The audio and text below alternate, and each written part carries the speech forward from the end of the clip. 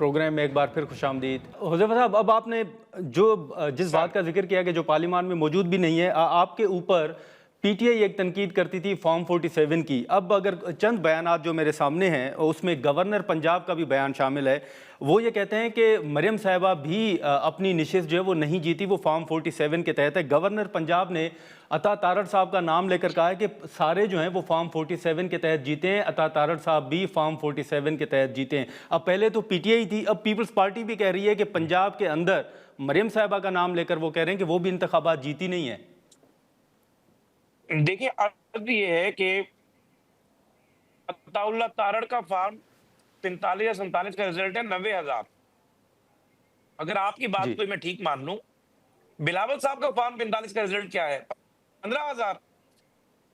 आप हमारे runner up थे, आपको 5,000 वोट पड़ा है। आप जो है इस तरह की बात करते हैं। मरियम नवाज साहिबा ने 5,000 वोट लिए हैं। पीटीआई खुद क्लेम करती है कि 1,002 का अंबे फर्क क्लेम करती है, जो कि गलत है।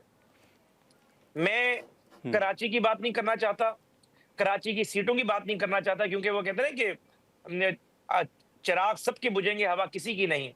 और वो लगे कि सर आग क्यों तो नहीं करना आएंगे घर चाहते? कई आप सदमे। बात करें ना इस शहर में कराची की। सिर्फ अगर हमारा आप मकान थोड़ी समझते हैं है। कि वहां भी खराबियां हैं तो आप नहीं कराची का नहीं जिक्र करें। मैं बता नहीं नहीं मैं नहीं मैं कहता हूँ लगेगी आग तो आएंगे घर कई सदमे।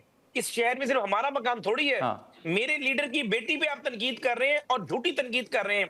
फॉर्म 45-47 की बात वो कर रहे हैं जिन्हें पंजाब में 2-2 हजार वोट लिए हैं। मुझे बताएं कि आसफा साहिबा को जो आपने मुंतखब कराया, बिला मुकाबला आपने कैंडिडेट ही गायब कर दिया। हमने तो कभी इस पर बात भी नहीं की। इस तरह ना करें, अपनी इत्तेहादी जमात के बारे में आप इस तरह कहें कि फॉर्म 45-47 पे तारड़ जीता हुआ है, फॉर्म 45 पे मरियम नवाज साहिबा हारी हुई हैं। ये बातें कोई अच्छी बातें जचती नहीं है आप लोगों को। आप लोगों ने अब पंजाब ठीक है। से पीपल्स पार्टी का सफाया कर दिया है और आज आप ठीक लोग है, लेकिन सर पंजाब में ये जो रेलिवेंट होने के गुज़िश्ता कई लिए रोज़ मरियम से नवाज की बिलावल तनकीद साहब कर के रहे हैं, ऊपर भी तनकीद लेकिन हो रही है। आपकी ये अज़मा तनकीद साहिबा ने कोई सर फायदा एक नहीं बात देगी। की। हुज़ैफा साहब एक सवाल ले लें कि अज़मा साहिबा का एक बयान है कि बिलावल साहब जब वज़ीर ख़ारजा थे तो वो वफाकी हुकूमत की जो जड़ें हैं वो खोखली कर रहे थे। तो ये जो साजिश के हवाले से एक बात हुई है, अब सईद गनी साहब ये कह रहे हैं कि इसकी वजाहत तो फिर शहबाज शरीफ साहब को देनी चाहिए। आपको भी लगता है कि जब बिलावल साहब वज़ीर ख़ारजा थे तो वो वाकई कोई साजिश कर रहे थे नून लीग के खिलाफ? देखिए जी, बात यह है कि उज़मा बुखारी साहिबा ने जो बात की उनका अपना नुक्ता नजर है।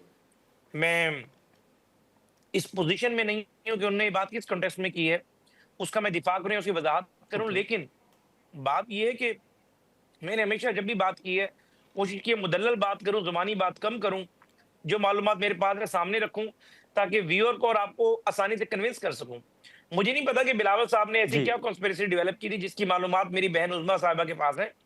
उज़मा साहिब एक सूबे की वज़ीर इत्तलात है, उन्होंने बात की किसी वजह से की होगी। लेकिन मैं फिर ये कहता हूं कि हमारा पीपल्स पार्टी से कोई इशू नहीं है। पीपल्स पार्टी की टॉप लीडरशिप पर हम कंफर्टेबल हैं। सिंध की जो लीडरशिप है उनसे कोई मसला नहीं है। पंजाब में पीपल्स पार्टी का नामो निशान मिटा दिया है इन लोगों ने जो तनकीद कर रहे हैं आज।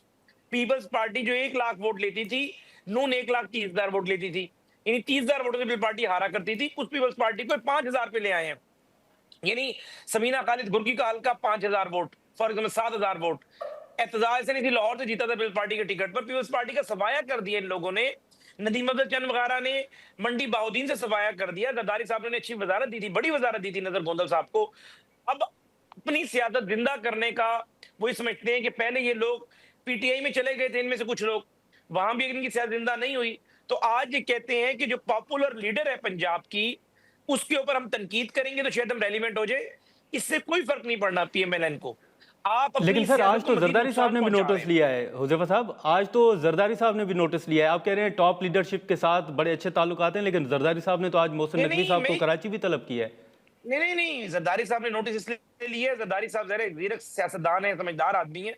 उनको एहसास है कि मेरे हाँ। ये जो सो कॉल्ड तर्जमान है जो ये कर रहे हैं, ये गलत कर रहे हैं ना जी। और जरदारी साहब अगर जहर है, अच्छा। जरदारी साहब को कोई बात हमारी तरफ से की हुई बुरी लगी है, तो हमें भी बहुत सारी बातें उनकी बुरी लगी हैं।